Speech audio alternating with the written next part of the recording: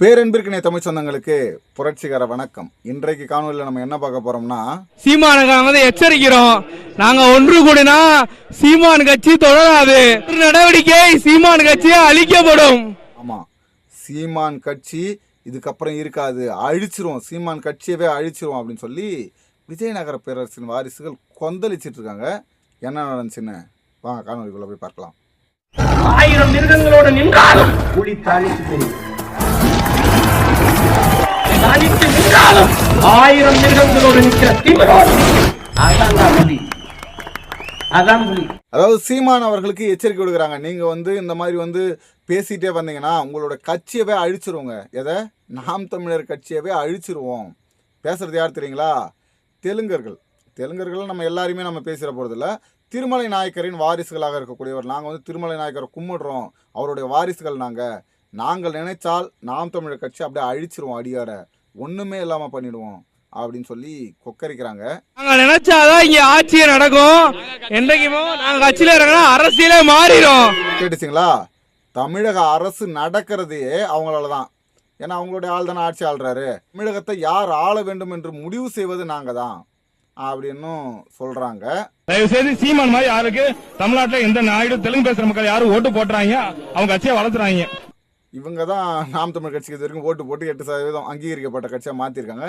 இனி வரும் காலங்களில் திருமலை நாயக்கரின் வாரிசுகள் யாரும், தெலுங்கர்கள் யாரும் நாம் தமிழர் கட்சிக்கு வாக்கு செலுத்தக்கூடாது. இப்போது நம்மளுடைய கேள்வி என்னன்னு வச்சுக்கோங்களேன். இப்போது நாம் பேசுனா இன தூய்மைவாதம், இனவெறி கொண்டு பேசுகிறோம். எங்கள் தமிழ்நாட்டில் நின்று தமிழன் ஆளணும்னு சொல்கிறது இனவெறி கொண்டு பேசுறது. இப்போ இவங்கெல்லாம் பேசுனாங்களே, இது என்ன வாதம்? இதை கேள்வி கேட்க இந்த அமீர், அந்த நம்ம யார் அவர் கருப்பழனியப்பன், நம்ம அண்ணன் திருமாவளவன் அவர்கள், இவங்கெல்லாம் எங்கே போனாங்க? ஏமா இதுமாரிலாம் பேசுவது தவறு, தமிழ்நாட்டில் நீங்கள் வாழ்ந்துக்கிட்டு தமிழனையே இழிவுபடுத்தி பேசுவது தவறுன்னு இவங்களால் பேச முடியுமா? பேச மாட்டாங்க. ஏன் பேச மாட்டாங்க? நாம் தான் தெலுங்கர்களுக்கு அடிமையாயிட்டோமே. தெலுங்கர்களுக்கு பக்கத்துணையாக இருந்து அவர்கள் ஆட்சி ஆளணும், நாம் வேடிக்கை பார்க்கணுன்றது தான் இவங்களுடைய நோக்கம்.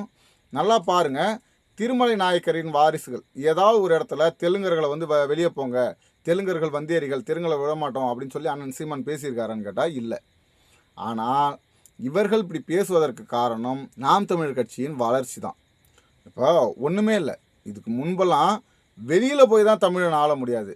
இப்போ இவங்க பேசுகிறத பார்த்தா தமிழ்நாட்டிலே தமிழன் ஆள முடியாது போல இருக்குது. அப்படி ஒரு சூழ்நிலையை இவங்க உருவாக்கிடுவாங்க. ஏன்னா தமிழ்நாட்டில் யார் ஆட்சி செய்யணும், தமிழ்நாட்டை யார் ஆளணும் அப்படிங்கிறத இவங்க தான் முடிவு செய்கிறாங்களாம்.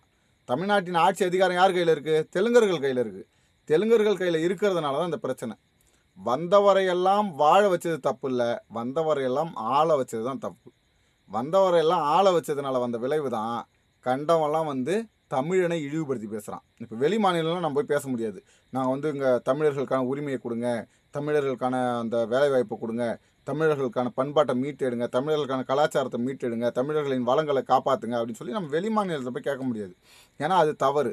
ஆனால் இவர்கள் என்ன சொல்கிறாங்கன்னா, நீ தமிழ்நாட்டிலே கேட்காத, தமிழ்நாட்டிலே தமிழனை ஆளணும்னு கேட்காத, தமிழ்நாட்டிலே தமிழின் உரிமையே கேட்காத, தமிழ்நாட்டில் தமிழின் வளங்களை பாதுகாக்கணும்னு கேட்காத, நாங்கள் தான் ஆட்சி செய்வோம். யார்?